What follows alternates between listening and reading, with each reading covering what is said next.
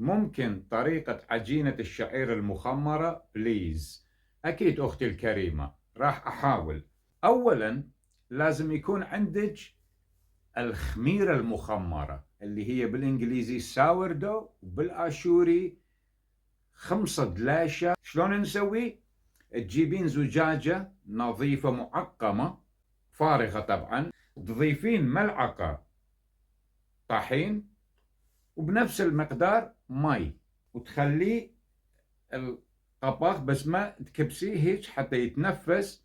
ورا 24 ساعة راح يتكاثر، ويوميا تاخذين ملعقة حتى تسوين العجينة. وإذا ما تريدين تسوين عجينة هم تأخذين ملعقة. أنا العجينة مسويها ما أحتاجها، أخليها بفد مكان يم الأشجار أو فد مكان بالطبيعة، وهذا الشيء يبقى حي إشقد ما نريد.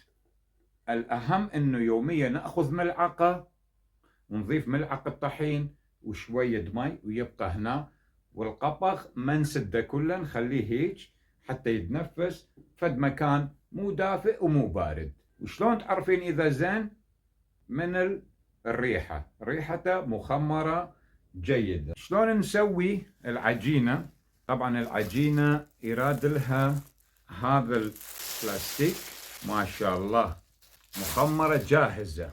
هاي طبعا نجيب الطحين ونضيف ملح وحبة السودة المطحونة، يعني تقريبا نصف هاي الكمية، وملعقة فقط من الخميرة المخمرة والمي الدافئ. حبة السودة جدا مفيدة، كما ذكر نبي الله محمد صلى الله عليه وسلم في الحبة السوداء شفاء من كل داء إلا السام أو الموت، يعني تفيد لكل مرض الحبة السوداء أو حبة البركة. ورا ما نسوي العجينة نخليها بفد مكان دافئ لمدة 8 إلى 10 ساعات. جاهزين؟ نخبز.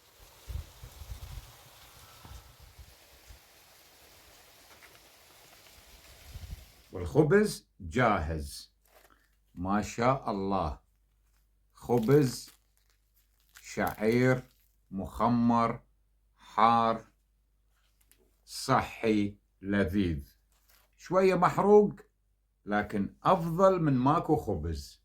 صايمين إن شاء الله، راح ناكل ويا غروب الشمس. حبي لكم.